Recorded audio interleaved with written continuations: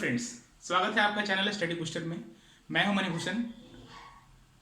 दोस्तों, आज हम कुछ प्रश्न के ऊपर डिस्कस करने वाले हैं और ये वैसे प्रश्न हैं जो कि कई बार प्रतियोगी परीक्षाओं में पूछा गया है।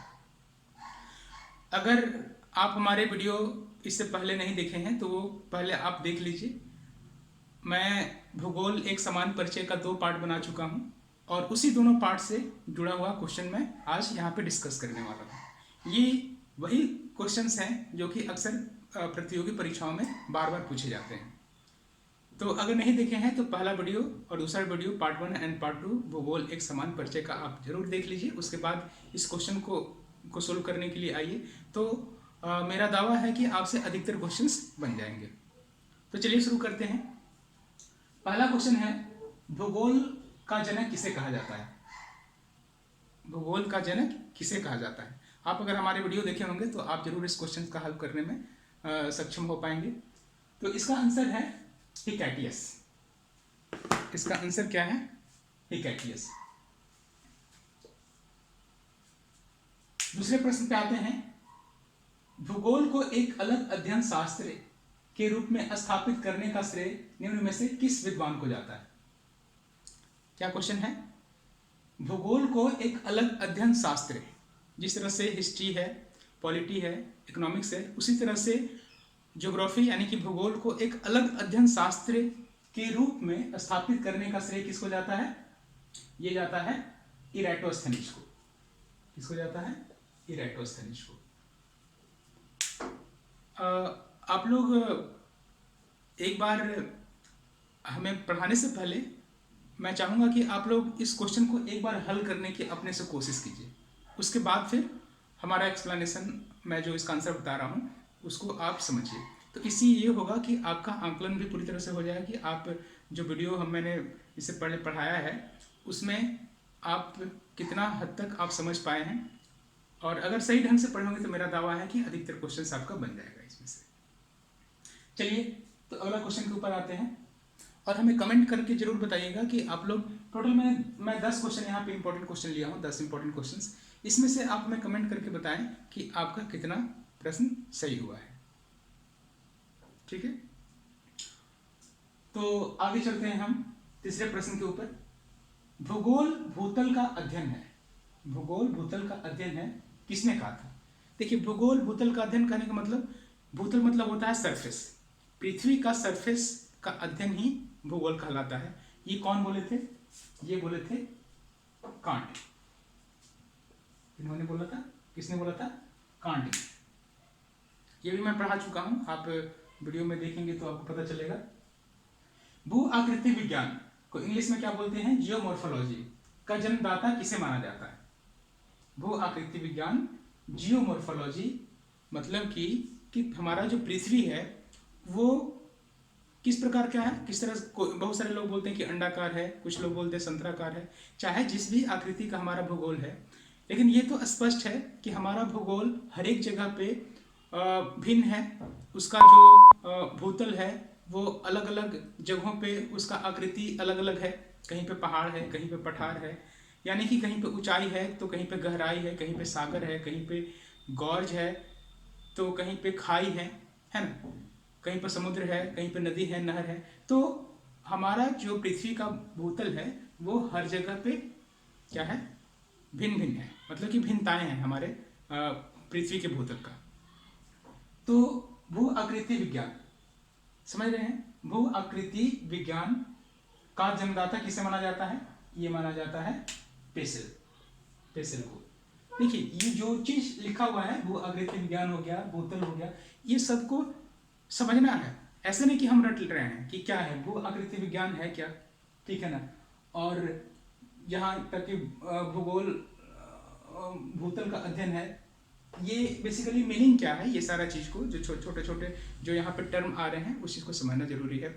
और यही आपका समझ जो है एग्जामिनेशन में काफी हद तक मदद करेगा। चलिए अगला क्वेश्चन के ऊपर आते हैं। रुको और जाओ नियतिवाद क्या है? रुको और जाओ नियतिवाद, इसको इंग्लिश में बोलते हैं स्टॉप एंड गो डिटर्मिनिज्म की विचारधारा के प्रतिपादक कौन है? स्टॉप एंड गो डिटर्मिनिज्म कि विचारधारा के प्रतिपादक कौन है। समझिए, देखिए ये है क्या, रुको और जाओ नियतिवाद। इसको नियो डिटर्मिनिज्म भी बोलते हैं। क्या बोलते हैं? Neo determinism. और हिंदी में और इसका नाम है, इसको बोलते हैं नव नियतिवाद। क्या बोलते हैं? नव नियतिवाद। और इंग्लिश में इसको और क्या बोलते हैं? Neo determinism. ठीक है, ये और भी नामों से जाना जाता है, समझ रहे हैं। इंग्लिश में क्या इसको बोलते हैं? Stop and go determinism. तो ये विचारधारा कौन दिए थे? सबसे पहले इसको समझ लेते हैं हम। देखिए, प्राकृतिक, हमारे प्राकृतिक में क्या है, बहुत सारे ऐसे संसाधन हैं जिसका मानव उपयोग कर रहा है और अपने बेनिफिट के लिए उसका दोहन कर रहा है। ठीक है, तो आप तो फ्री हैं, ह्यूमन बीइंग क्या है, फ्री है, चाहे जितना भी एक्सट्रैक्शन कर ले, प्राकृतिक जो प्राकृतिक का दोहन चाहे जितना भी कर ले, उसके लिए प्राकृतिक डायरेक्टली रोकने वाला नहीं है। ठीक है, जैसे मान लिया जाए कि पृथ्वी पे क्या है, कोयला है, तो कोयला को ह्यूमन बीइंग अपने नीड के लिए अभी तो काफ़ी रेपिडली इसका दोहन करना शुरू किया है, लेकिन प्राकृतिक इस तरह से नहीं रोक रहा है कि हम, ऐसा थोड़ी है कि कोई ह्यूमन बीइंग है कि वो बोले कि हम, आप प्रकृति का इतना उपयोग मत कीजिए, आप कोयला का इतना उपयोग मत कीजिए। लेकिन होता क्या है कि बाद में प्राकृतिक आपको वो सबक सिखाती है, आज नहीं तो कल वो प्राकृतिक आपको किसी न किसी डिजास्टर फॉर्म में आपको सबक सिखाती है। आई बात समझ में?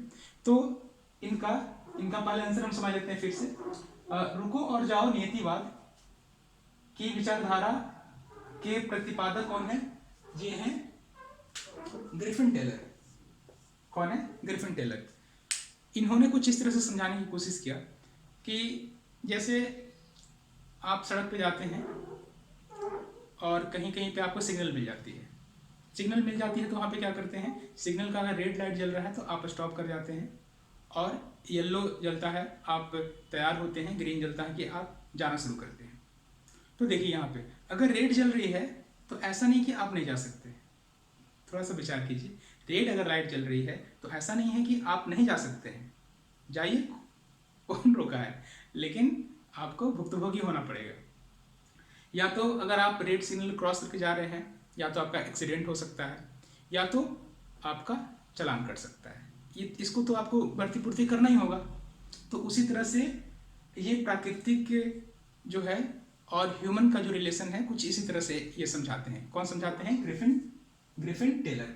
ये कहते हैं कि प्राकृतिक आपको रोक नहीं रहा है कि उसके पास जो भी संसाधन है आप उसका दोहन कीजिए, जितना चाहिए उतना कीजिए, लेकिन उसका परिणाम आपको भुगतना पड़ेगा। इसलिए उन्होंने बोला कि आप पहले प्राकृतिक संसाधन का दोहन करने से पहले रुकिए, मतलब आप दोहन करने जा रहे हैं उससे पहले आप रुक करके सोच विचार कीजिए कि इसका हमारे जीवन पे क्या असर होने वाला है।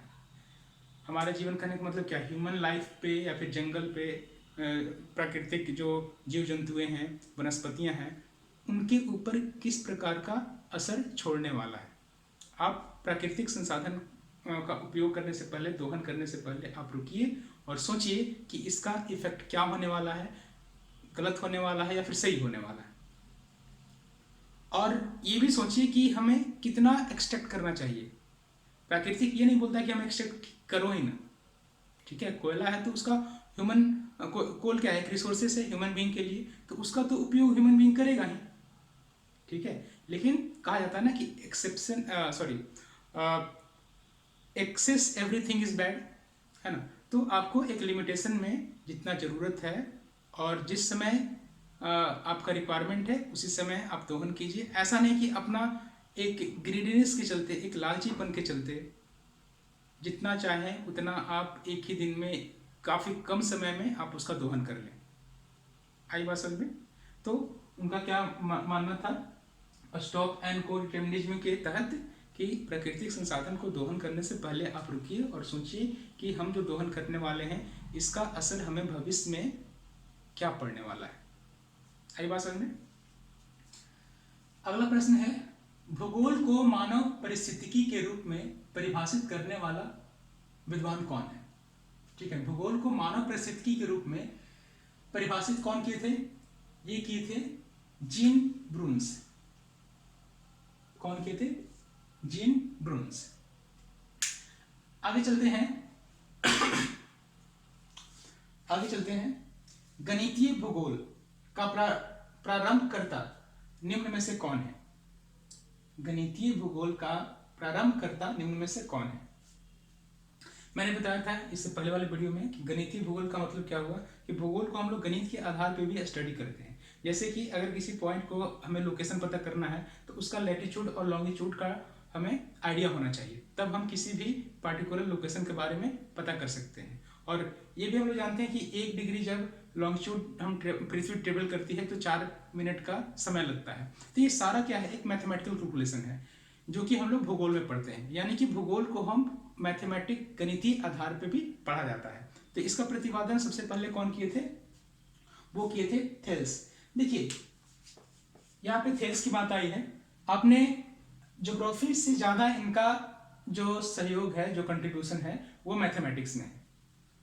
आप पढ़े होंगे थेल्स थ्योरम। थेल्स थ्योरम के तहत होता क्या है कि अगर ये एक ट्रायंगल है, ठीक है, और इसको हम इसके पैरेलल एक बीच में कोई लाइन खींच देते हैं इस तरह से मान लिया जाए कि क्या है, ए बी सी डी और ई एक ट्रायंगल है, उसमें एक और ट्रायंगल ए बी सी एक ट्रायंगल है, ए डी ई भी एक ट्रायंगल है। तो थेल्स थ्योरम के अनुसार क्या होता है कि A D divided by D B is equal to A E divided by E C. ये एक थ्योरम है, थेल्स थ्योरम जिसको बोलते हैं। कौन दिए थे? थेल्स ने दिए थे। ये मैथमेटिक्स में इनका ज्यादा कंट्रीब्यूशन है भूगोल के अपेक्षा। तो आगे चलते हैं। अगला क्वेश्चन है क्षेत्रीय भूगोल, जिसको इंग्लिश में क्या बोलते हैं? रीजनल ज्योग्राफी का पिता निम्न में से किस भूगोलवेत्ता को माना जाता है? रीजनल ज्योग्राफी जो है वो कार्ल रिटर को माना जाता है। रीजनल ज्योग्राफी का पिता किनको माना जाता है? किनको माना जाता है? कार्ल रिटर को माना जाता है। अगला क्वेश्चन है क्वेश्चन नंबर 9। मानव भूगोल का स्थापक निम्न में से किसे कहा जाता है? मानव भूगोल का स्थापक निम्न में से किसे कहा जाता है? आप हमारे पिछले वीडियो देखेंगे तो आपको पता चलेगा इसका आंसर। इसका आंसर क्या होगा? Carl Ritter. क्या होगा आंसर? Carl Ritter. आखिरी क्वेश्चन नंबर 10। चूंकि मानव पृथ्वी पर निवास करता है अतः पृथ्वी पर निर्भर है, कथन किसका है? यह कथन किसका है? मानव पृथ्वी पर निवास करता है, इसका मतलब कि पृथ्वी पर निर्भर है। यह कथन किसका है? यह कथन है आपका जीन ब्रून्स का। ऑप्शन नंबर डी क्या है? जीन ब्रून्स का। तो दोस्तों आशा करते हैं आपको समझ में आया होगा। देखिए हमारा इस तरह से प्रश्न कराने का सिर्फ ये मतलब नहीं है कि आप डायरेक्टली इस वीडियो के पास आएँ और आप यहाँ से क्वेश्चन आंसर के रूप में रटना शुरू कर दें। ऐसा होगा तो क्या होगा कि ये बहुत ही ज़्यादा आपका जो मेमोरी में रहेगा वोलेटाइल नेचर का वो रहेगा आपकी मेमोरी में। लेकिन इससे पहले वाले जो भी मैं वीडियो बना चुका हूँ उसको आप सबसे पहले देखिए। वो देखने के बाद जिस तरह से आपके क्वेश्चन सोल्व होंगे तो आपको एक अंदर से कॉन्फिडेंस आए कि हाँ जो हमने वीडियो देखा है वो हमें समझ में आ रहा है। और डायरेक्टली इस वीडियो के पास आएंगे, कुछ नहीं बनेगा तो आपको भी लगेगा कि सर क्या पढ़ा रहे हैं। ठीक है, तो सबसे पहले मैं आपसे रिक्वेस्ट कर रहा हूँ कि इससे पहले मैंने 2 वीडियो भूगोल एक सामान्य परिचय के ऊपर बना चुका हूँ। आप सबसे पहले उसको देखिए, उसके बाद फिर यहाँ पे आइए। ये मेरा दावा है कि आपसे क्वेश्चंस बनेंगे। चलिए दोस्तों, थैंक यू। अगर आपको वीडियो पसंद आ रही है तो प्लीज़ आप सब्सक्राइब करें, लाइक करें और हमें सुझाव दें कमेंट करके किस तरह से और आप इम्प्रूवमेंट चाहते हैं। धन्यवाद।